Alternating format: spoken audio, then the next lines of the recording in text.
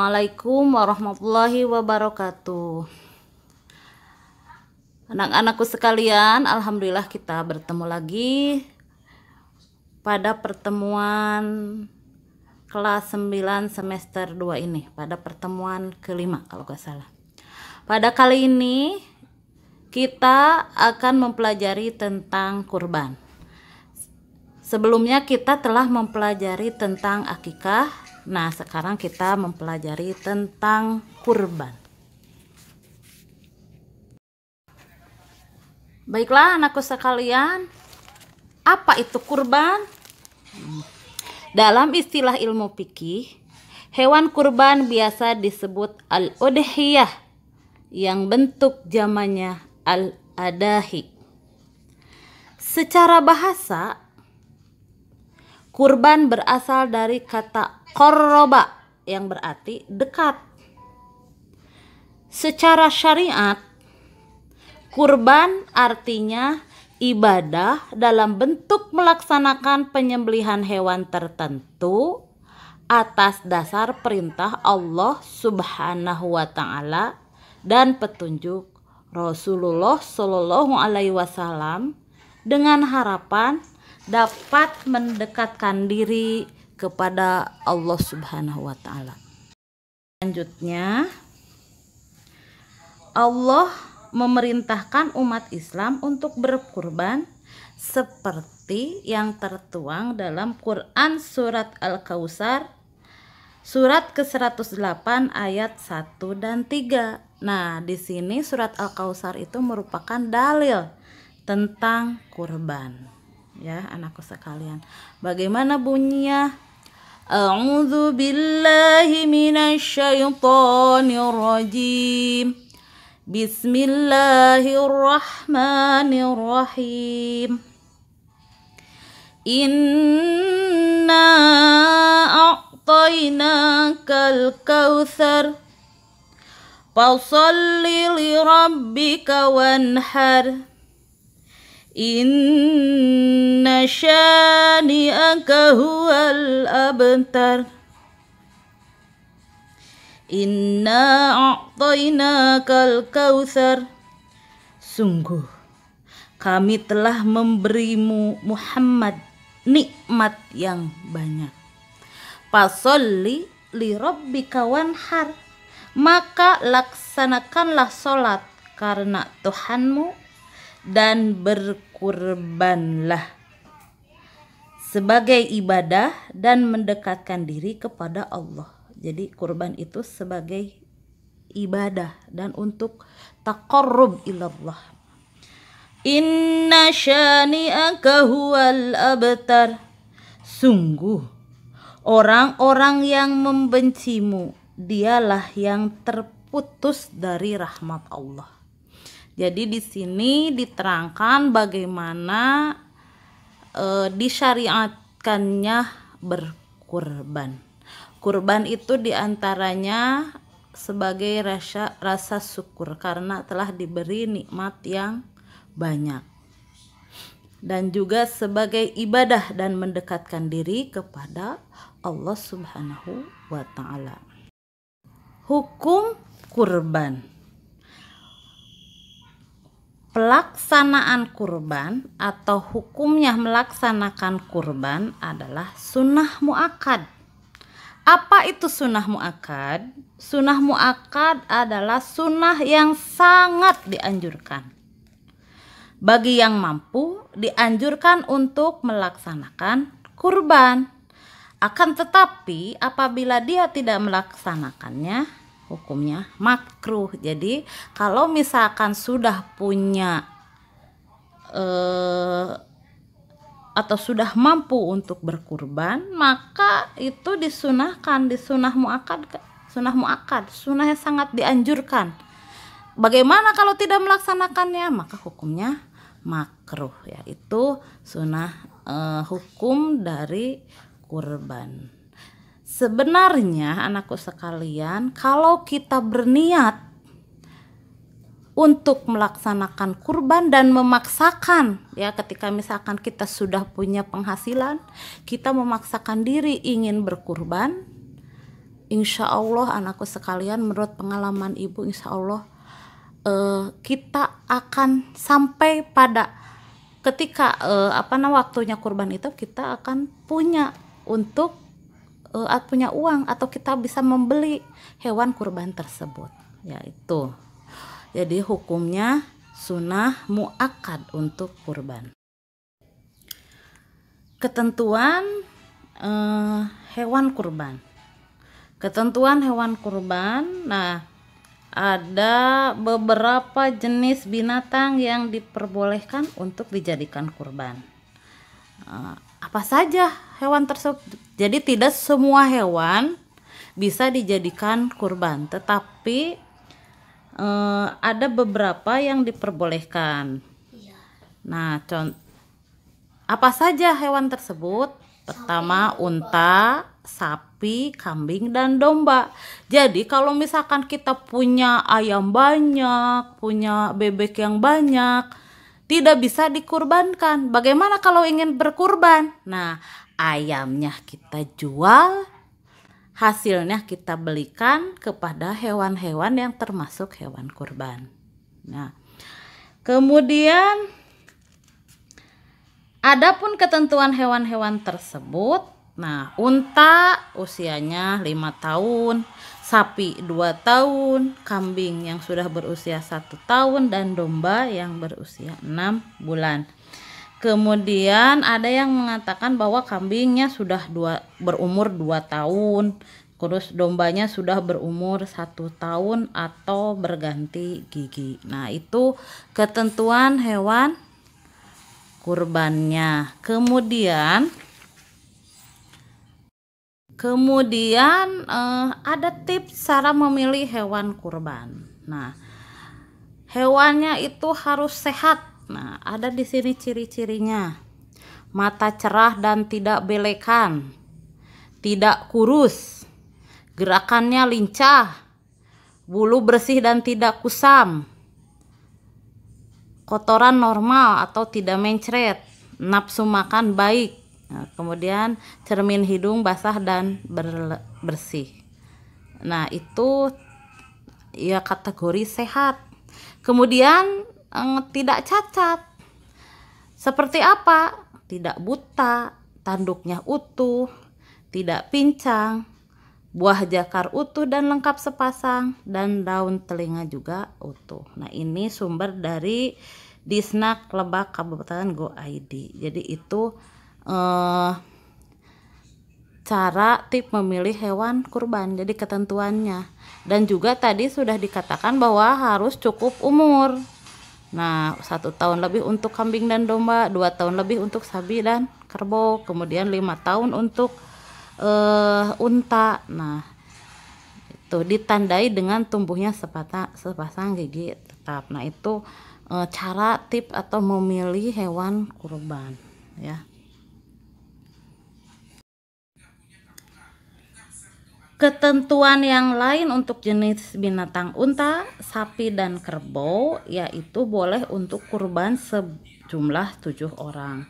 Kambing dan domba hanya untuk kurbannya 1 orang. Nah, hal ini sesuai dengan sabda Nabi Shallallahu Alaihi Wasallam. An Jabir bin Abdillah radhiyallahu anhuma qala naharna ma'a Rasulillahi sallallahu alaihi wasallam amal Hudaybiyatil badanata an sab'atin wal baqarata an sab'atin, rawahul Bukhari wa Muslim. Diriwayatkan dari Jabir bin Abdullah radhiyallahu anhu, katanya, kami pernah menyembelih binatang kurban bersama Rasulullah Shallallahu Alaihi Wasallam pada tahun Hudaybiyah dengan seekor unta kepada 7 orang dan lembu juga kepada 7 orang. Hadis riwayat Bukhari dan Muslim. Nah, ini jadi sapi, kerbau, unta itu satu 1 ekor untuk 7 orang. Nah, ini disyariatkannya dari riwayat Bukhari dan Muslim. Sedangkan untuk kambing dan domba, 1 kambing kurban untuk 1 orang. Makanya kalau misalkan di daerah kita ya, di kampung-kampung, kalau berkurban itu misalkan berkurban untuk 7 orang, misalkan dengan tetangga ya, dengan saudara gitu. Itu ya. Tetapi pada zaman Rasulullah, dulu Rasulullah satu unta untuk 1 keluarga misalkan ya. Itu ada keterangan yang seperti itu. Waktu penyembelihan hewan kurban. Kapankah waktunya untuk penyembelihan hewan kurban itu? Nah, melaksanakan penyembelihan hewan kurban itu dilaksanakan setelah sholat Idul Adha tanggal 10 bulan Zulhijjah dan 3 hari tasyrik, yaitu 3 hari setelah Idul Adha. Tanggal berapa? Tanggal 11, 12, dan 13 bulan Zulhijjah. Penyembelihannya itu boleh dilaksanakan pada siang hari atau sore hari pada hari-hari tersebut sebelum matahari terbenam pada tanggal 13 bulan Zulhijjah. Jadi boleh siang, boleh malam untuk penyembelihannya, asalkan pada dari tanggal 10 setelah sholat Idul Adha sampai tanggal 13 sebelum matahari terbenam. Itu. Jadi kalau misalkan penyembelihan dilaksanakan selain waktu itu, misalkan penyembelihannya dilaksanakan tanggal malam tanggal 14, maka itu tidak kategorinya bukan kurban. Kemudian tempat yang disunahkan untuk menyembelih adalah tanah lapang. Jadi yang luas, apalagi seperti masa pandemi sekarang gitu ya. Kita harus social distance ya, tidak boleh berkerumun. Tujuannya adalah tujuannya di tanah lapang itu, tanah yang luas itu dalam rangka memberitahukan kepada kaum muslimin bahwa kurban sudah boleh dilakukan dan untuk mengajari kaum muslimin tata cara kurban yang benar. Nah, itu jadi supaya dilihat oleh kaum muslimin atau tetangga yang dekat bagaimana tata cara kurban tersebut. Kemudian orang yang berkurban, sohibul kurban, disunahkan untuk menyembelih hewan kurbannya sendiri, namun boleh diwakilkan kepada orang lain gitu. Itu waktu penyembelihan kurban, tempatnya juga, dan orang yang berkurban. Nah, tadi dikatakan bahwa orang yang berkurban itu disunahkan untuk menyembelih hewan kurbannya sendiri, tapi boleh diwakilkan kepada orang lain. Jadi kalau misalkan tidak mampu untuk menyembelih hewan sendiri, kita boleh untuk mewakilkannya kepada misalkan yang biasa menyembelih hewan. Nah, kemudian bagaimana tata cara menyembelih hewan kurban? Nah, ini sumbernya dari Kementerian Agama ya. Nah, yang dipakai oleh Bank Indonesia, Indonesia Baik, bukan Bank Indonesia ya. Nah, bagaimana tata cara menyembelih hewan kurban? Di sini ada bagannya tata cara menyembelih hewan kurban itu supaya kategorinya halal dan higienis gitu ya. Jadi pertama, robohkan hewan dengan kepala menghadap ke kiblat. Jadi hewan itu hadapkan ke kiblat. Kemudian awali dengan baca bismillah. Bismillahirrahmanirrahim. Ketiga, lakukanlah sekali gerakan potong pada leher hewan kurban. Nah, ini seperti yang telah dijelaskan pada bab penyembelihan ya. Penyembelihan hewan. Jadi harus sekali gerakan potong, tidak boleh alatnya itu terlempar, jadi harus langsung satu kali potong. Selanjutnya setelah hewan tersebut disembelih, dipotong, gantung kaki belakang hewan setelah disembelih. Jadi digantungkan kakinya ke atas pakai tali ya, hewan yang belakang, supaya darahnya itu turun ya ke bawah, mengalir ke bawah. Selanjutnya ikat saluran makan dan dubur hewan. Ya, ada saluran makan dan dubur diikat. Kemudian lakukan pengulitan perlahan.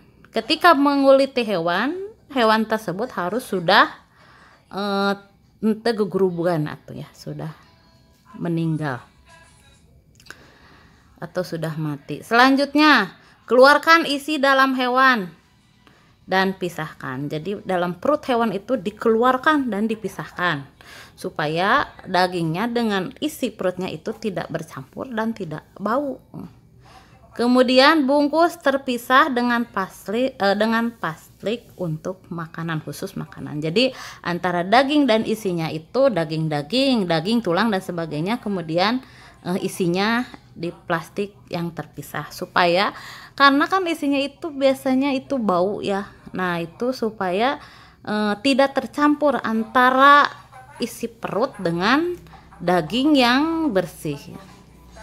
Nah, kemudian selanjutnya jaga kebersihan daging kurban. Nah, itu tata cara menyembelih hewan kurban. Dan sebagai peringatan, daging kurban di luar lemari pendingin tidak boleh lebih dari 4 jam. Jadi kalau kita mendapatkan kurban atau daging kurban atau kita berkurban, maka tidak boleh di luar ruangan pendingin itu 4 jam. Karena itu kalau lama-lama kita daging tersebut bisa menyengat atau bisa busuk. Nah, itu kategori dagingnya supaya daging itu halal dan higienis, tidak mengandung penyakit. Selanjutnya pembagian hewan kurban. Nah, atau pembagian daging yang dihasilkan dari penyembelihan hewan kurban. Nah, daging kurban itu dibagi kepada fakir dan miskin dalam keadaan masih mentah atau belum dimasak. Apabila orang yang berkurban atau sohibul kurban menghendaki, dia boleh mengambil daging kurban itu maksimal sepertiganya. Jadi anakku sekalian, kalau kemarin akikah itu dibagikannya sudah dimasak, kalau daging kurban itu dibagikan sebelum masih mentah gitu dah. Dan apabila yang berkurban menginginkan hewan hasil kurban itu, maka tidak boleh lebih dari sepertiga dari hasil daging tersebut. Jadi yang misalkan 1 kambing, nah dibagi 3, sepertiga untuk keluarga dan yang 2/3 lagi untuk dibagikan kepada fakir miskin. Tetapi kalau sekarang itu biasanya dibagikannya itu kepada tetangga ya, mau fakir, mau miskin, mau sedang saja, mau yang yang kayanya. Kalau di kampung-kampung ya, kalau di kampung-kampung dibagikannya rata ke semua orang atau tetangga yang dekat, itu untuk pembagian daging kurban. Anakku sekalian, yang terakhir hikmah pelaksanaan kurban itu apa saja hikmahnya? Hikmahnya itu pertama menghidupkan sunnah para nabi terdahulu, khususnya sunnah Nabi Ibrahim alaihissalam, karena pelaksanaan kurban itu dimulai sejak zaman Nabi Ibrahim, ketika Nabi Ibrahim itu diperintahkan oleh Allah untuk mengorbankan anaknya yaitu Ismail. Dan tetapi ketika pelaksanaan ketika mau menyembelih Ismail, maka ganti dengan hewan itu yaitu kambing ya. Nah, kemudian untuk mendekatkan diri atau taqarrub kepada Allah Subhanahu wa taala. Kemudian menghidupkan makna takbir di hari raya Idul Adha dari tanggal 10 ya, tadi sudah dijelaskan di tanggal 10 setelah sholat Idul Adha sampai tanggal 13 Zulhijjah sebelum matahari terbenam, jadi sebelum maghrib. Kemudian kurban juga mengajarkan kepada kita untuk bersikap dermawan, tidak rakus dan tidak kikir ya. Iya, betul.